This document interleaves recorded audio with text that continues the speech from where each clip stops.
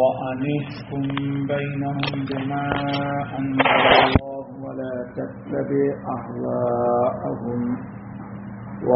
تتبع أهواءهم واحذرهم أن يفتنوك عن بعض ما أنزل الله إليك فإن تولوا فاعلم أنما يريد الله أن يصيبهم ببعض ذنوبهم وَإِنَّ كَثِيرًا مِّنَ النَّاسِ لَفَاسِقُونَ أَفَحُكْمُ الْجَاهِلِيَّةِ يَبْغُونَ وَمَنْ أَحْسَنُ مِنَ اللَّهِ حُكْمًا لِقَوْمٍ يُوقِنُونَ صدق اللہ العظیم.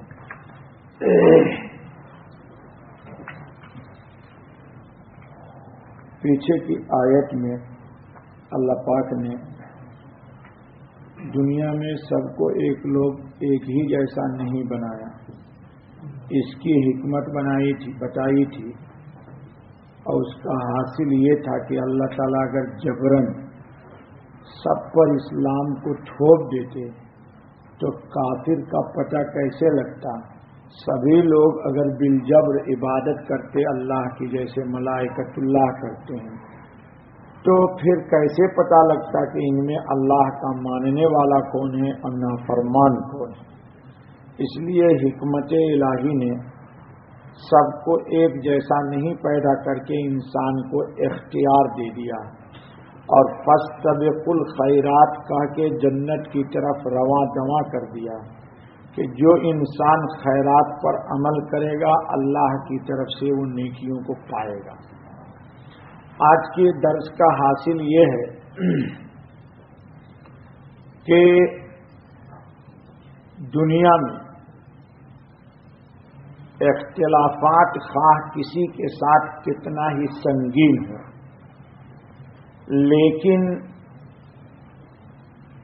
جب انصاف کی بات آئے تو انسان یہ نہ دیکھے کہ یہ میرا مخالف ہے یا میرا موافق، دوست ہے میرا یا دشمن. انصاف کے مطابق فیصلہ کرنا چاہیے. اگر خود انسان غلط ہے اور منصف کی کرسی پہ بیٹھا ہوا ہے تو عدل و انصاف کا تقاضا یہی ہے کہ دوسروں کو انصاف دے اور اپنے خلاف غلط فیصلہ کر دے.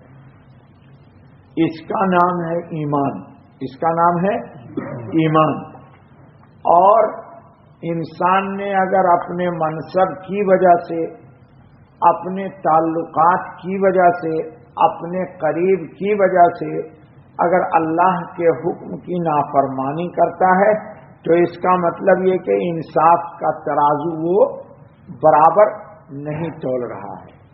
اس لیے ہمیشہ انصاف کو قائم کرنی چاہیے تاکہ اللہ کا نظام عدل قائم رہے. لیکن اگر انسان ایسا نہیں کرتا تو اللہ پاک ایک چیز کہہ رہے ہیں کہ اعمال کی جزا یا بدعمالی کی سزا.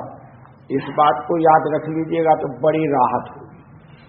ہم میں سے اکثر لوگ اپنی نیکیوں کا صلہ یہی چاہتے ہیں. ہم میں سے اکثر لوگ اپنی نیکیوں کا صلہ مثلا ایک انسان نماز پڑھتا ہے، روزہ رکھتا ہے، حج کرتا ہے، زکات دیتا ہے، تسبیح پڑھتا ہے، کوئی گناہ نہیں کرتا تو شاید اس کے دل میں یہ خیال آتا ہو کہ میں تو بالکل 100% اللہ کے دین پر ہوں، پھر میں آزمائش میں کیوں؟ تو اللہ پاک کہہ رہے ہیں کہ جزا کی جگہ، نیکی کے جزا کی جگہ دنیا نہیں ہے. اسی طرح ایک انسان بے انتہا نافرمانی کرتا ہے اللہ پاک کی، لیکن اس کے باوجود دنیاوی زندگی بڑی خوشحال ہے اس کی، تو لوگوں کو شک شبہ ہونے لگتا ہے کہ یہ آدمی تو بڑا گنہگار ہے. جی یہ پرلے درجے کا بدماش ہے اور دیکھیے دنیا میں دندنانا پھرتا ہے. تو اس کا مطلب یہ ہے کہ ہم مطالبہ کرتے ہیں اللہ پاک سے کہ نیکی کے بدلے میں ہم کو اچھی زندگی یہاں دے دی جائے. یہ بات بنیادی طور پر غلط ہے. جزاک اللہ خیر. اپنی نیکیوں کا صلہ یہاں نہ مانگے. اگر مل جائے تو پھر شکر الہی ہے. اگر مل جائے، یہ بتائیے آپ لوگ کہ حضور اکرم صلی اللہ علیہ وسلم سے بڑا کوئی نیک ہے؟ جی. اور آپ کی زندگی کو ذرا تو دیکھیے. طائف میں پٹ رہے ہیں، آپ نے کبھی پٹے اسلام کے لیے؟ کتنا ڈنڈا کھایا؟ اب تک تو بریانی کھائی. جماعت میں جائیے تو بریانی اکرام کے نام پر، پھر فروٹس بھی آ رہے ہیں اور ایئر کنڈیشن میں سو رہے ہیں. اور طائف میں رسول اللہ کے لیے کتنے کنڈیشن لگے ہوئے تھے بتائیے بتائیے. جی. اور محلے والے اکرام نہیں کرے تو سیکنڈ ٹائم ادھر جماعت لے کے نہیں جائیں. ہاں سچی برا مت مانو بھائی، یہ محلے والے اکرام نہیں کرتے یار. اور پہلے تشکیل ہوگی اس محلے میں اکرام نہیں ہوتا، بھائی ادھر جماعت کو نہیں بھیجنے لے. تو ہم لوگ، ہم سبھی اجلت باز ہیں. یحبون العاجلہ وتذرون الآخرہ. اللہ کریں جلد بازی کرتے ہیں ہم لوگ، اللہ جلد بازی نہ کریں. لیکن اللہ کہتے ہیں کہ دنیا میں اگر ہم نیکی کے بعد کچھ دے دیں تو یہ آخرت کی جزا کے بدلے نہیں ہے. اہل ایمان کو یاد رکھیں. کافر کو ہوگا، کافر اگر نیکی کرے گا، مثلا زلزلہ آ گیا، ایک بے ایمان ہے 1 لاکھ کمبل دے دیا، تو کیا اس کو جنت ملے گی؟ نہیں جی. نہیں. کسی کینسر کے مریض کا 2 ملین خرچ کر کے علاج کرا دیا، اس کو جنت ملے گی؟ نہیں. بولیے. نہیں. بیوہ کو مکان بنوا دیے. یہ شبہات ہوتے ہیں ہمارے مسلمانوں کو جن کو دین کا علم نہیں ہے. تو کیا اس کو جنت ملے گی؟ نہیں. لیکن نیکی تو اس نے کر دی. اب اسلام نے اس کے لیے بڑا آسان طریقہ بتایا.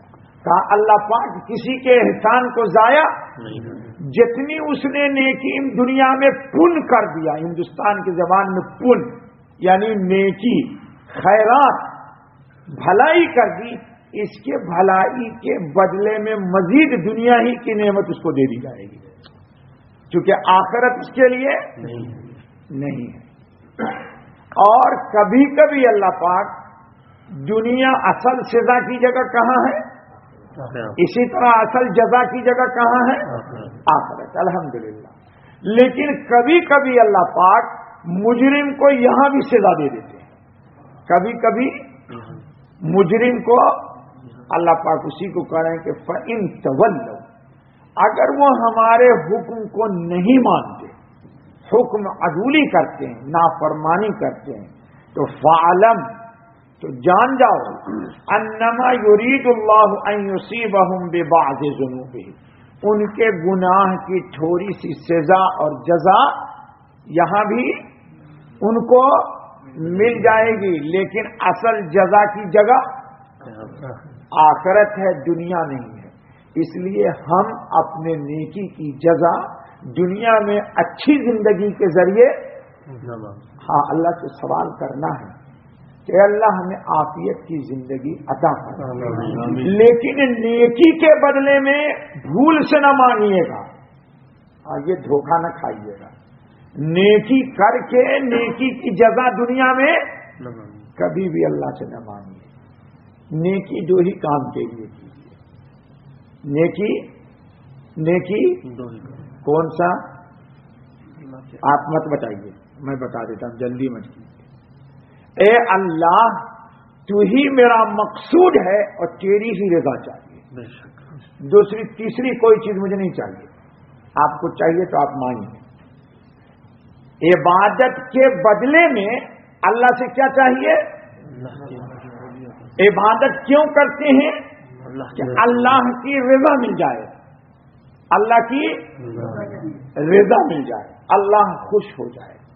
رضا کا ترجمہ اللہ کی خوشی. اور میرا مقصود کون ہے؟ جنت نہیں ہے. جنت مانگنی ہے لیکن مقصود جنت نہیں ہے، مقصود میرا اللہ ہے. جی مقصود کون ہے؟ اللہ تعالیٰ نے قرآن میں کہا ہے نا بھائی میرے کیوں تھکاتے ہوں تو بیمار ہوں. فمن کان یرجو لقاء ربہ، جو اللہ سے ملنے کی جی امید رکھتا ہے اس کو کیا چاہیے؟ فلیعمل عملا صالحا، نیک کام کرے. کیوں؟ مقصود کون ہے؟ اللہ ہے. اس نیت سے کیجیے گا، دوسری کوئی نیت نہ کیجیے. چلیے وَإِنَّ كَثِيرًا مِّنَ النَّاسِ لَفَاسِقُونَ، اور اللہ پاک کہہ رہے ہیں کہ بیشتر لوگ جی بیشتر لوگ جی فاسق ہیں. یعنی رسول اللہ کو اللہ کہہ رہے ہیں کہ آپ ان لوگوں کے اعراض و انحراف سے زیادہ ملول نہ ہوں. جن کے جو نافرمانیاں کرتے ہیں. انحراف کیا نا، انحراف مطلب منہ موڑ دیا، انکار کر دیا، نافرمانی کی، کہا کچھ کیا کچھ، یہ انحراف ہے. کہا کچھ اور کیا کچھ. میں ان کی مرضی کی نہ کی، اپنے مرضی کی جی. تو اللہ تعالی رسول اللہ صلی اللہ علیہ وسلم کو کہہ رہے ہیں کہ ان کے انحراف پر آپ غمگین نہ ہوں، ملول خاطر نہ ہوں. اور اللہ پاک کہہ رہے ہیں کہ دنیا میں اکثر، یہ بڑی عجیب بات ہے، دنیا میں اکثر لوگ جی کثیرا من الناس لفاسقون. تو فیصلہ جو کہیں ہوتا ہے کسی میٹنگ میں تو اکثریت سے ہوتا ہے مخدوم بھائی. تو اللہ تو کہتے ہیں اکثریت جاہلوں کی ہے، فاسقوں کی اکثریت ہے دنیا میں. تو معلوم یہ ہوا کہ ہمیشہ فساق و فجار ہی اللہ والوں پر حکومت کرتے. یہ قرآن ہے بابا، قرآن ہمارے سامنے. دوسری جگہ قرآن نے کہا وما اکثر الناس ولو حرصت بمؤمنین. آپ کتنا ہی کوشش کر لیجئے لیکن اکثر لوگ ایمان نہیں لائیں گے. وما کان اکثر الناس ولو حرصت بمؤمنین. آپ حرص کیجئے ایمان کا لیکن اکثر لوگ ایمان نہیں لائیں گے. تو اب اس میں کیا ہے؟ ایمان نہ لانے کی وجہ سے، بات نہ ماننے کی وجہ سے جو اللہ والے لوگ ہوتے ہیں ان کے دل میں درد ہوتا ہے. ان کے دل میں درد ہوتا ہے، بھائی کیوں نہیں مانی اس نے اللہ کی بات. ان کو تکلیف ہوتی ہے. تو تکلیف ہوتی ہے تو نتیجتاً کیا ہوتا ہے؟ انسان دو چیز میں سے ایک ضرور کرتا ہے، اور نہ کرے تو سمجھو پکا ہے. یا تو ملول خاطر ہو کر کے کام میں سست پڑ جائے گا، کام میں. اسی لیے ہمارے حضرت مولانا الیاس صاحب رحمۃ اللہ تعالی علیہ فرمایا کرتے تھے کہ کبھی بھی نتیجے پر نگاہ، دین اسلام کا کام کرنے کے لیے نتیجے پہ نگاہ نہ کرنا. نتیجے پہ نگاہ، تو جب نتیجے پہ نگاہ نہیں ہوگی تو آدمی سست نہیں پڑے گا. تو کیا مطلب؟ جب سست نہیں پڑے گا تو امر بالمعروف نہی عن المنکر اور نیکی کے اندر چست رہے گا. کیا رہے گا؟ کیوں؟ اگلا آدمی جب نہیں بات مانتا، گھر ہی میں فرض کر لیجئے بیوی نہیں مانتی، بیٹی نہیں مانتی، بیٹا نہیں مانتا، تو انسان ملول خاطر ہوتا ہے، غم ہوتا ہے، افسوس ہوتا ہے. پھر کیا سوچتا ہے؟ یار چھوڑو. جیسے بیوی بھی بول دیتی بسا اوقات کہ آپ بچے کو نصیحت کرتے رہتے ہیں یا آپ سے بات مانتا نہیں ہے تو آپ کیوں کہتے ہیں چھوڑ دیجیے. چھوڑ دینا چاہیے یا نہیں چھوڑنا چاہیے؟ نہیں چھوڑنا چاہیے. خلیل بھائی تجربہ بتائیے. بڑا غلط کوشچن کریں جی. ہاں گھر میں سب کیوں ہوتا ہے، کچھ نہ کچھ تو ہوتا ہے سب کے، اس سے کوئی پاک نہیں آپ میں سے جی. اور کل ہی میں پڑھ رہا تھا ایک حدیث کی شرح، تو میں نے ایک مولوی صاحب کو دکھایا وہ جنہوں نے کل بیان کیا تھا. میں نے کہا یہ کیوں ہوتا ہے؟ حدیث کے اندر ہے تجارت کا نقصان، اولاد کی نافرمانی، بیوی کی شرکشی، یہ سب جملہ لکھے ہیں مولانا نے، محمد عالم میٹھی نے حدیث میں، یہ دوستوں کی بے وفائی، ساتھیوں کا سب ست گالی دینا، ان سب باتوں سے یہ کیوں ہوتا ہے؟ اللہ پاک چاہتے ہیں کہ مومن سب سے دل توڑ کے اللہ سے جوڑ لے۔ عجیب ترتیب ہے ان کی۔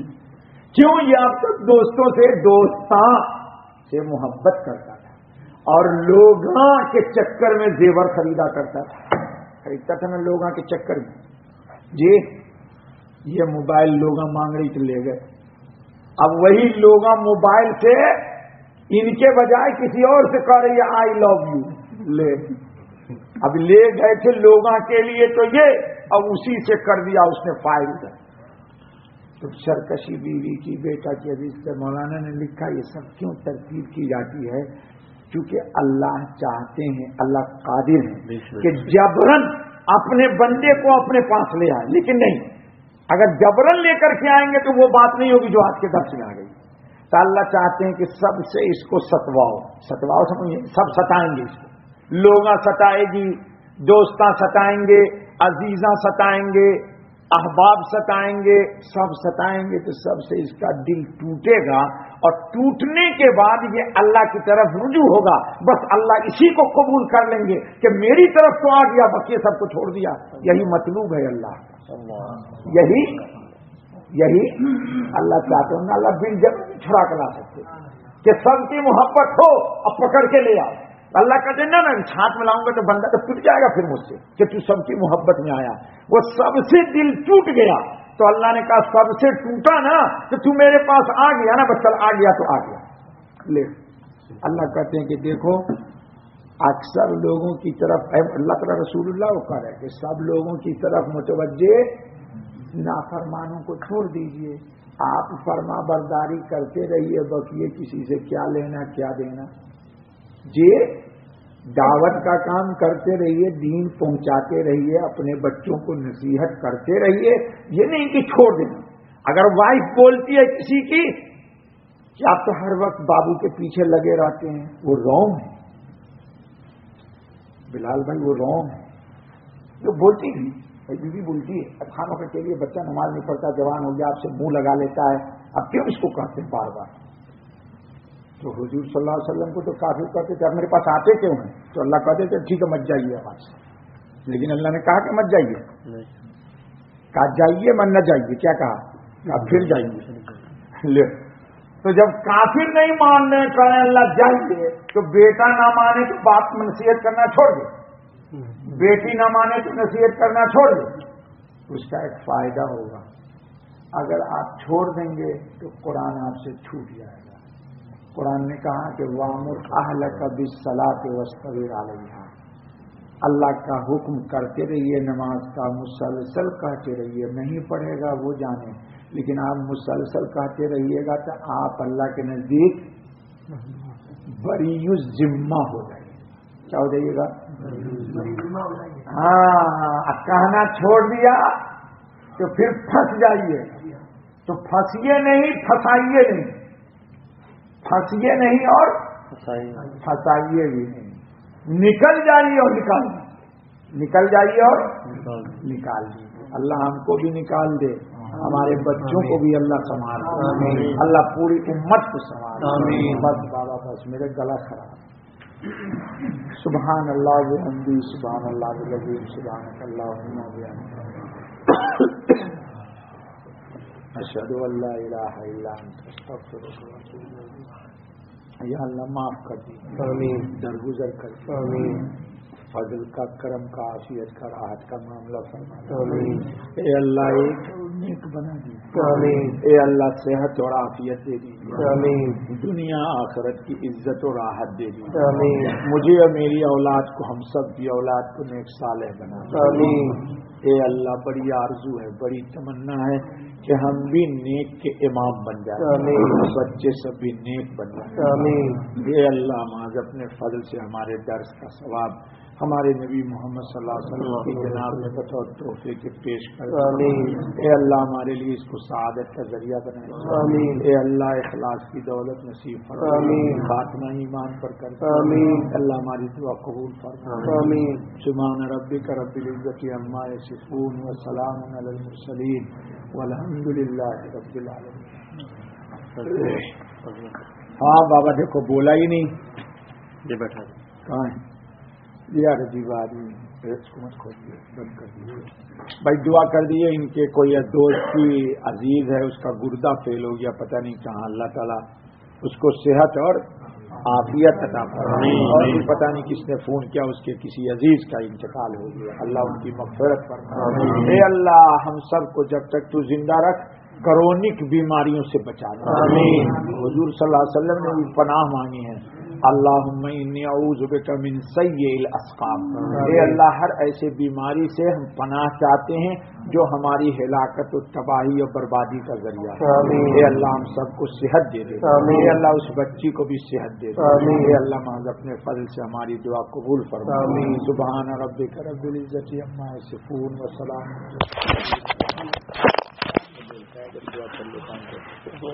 کیا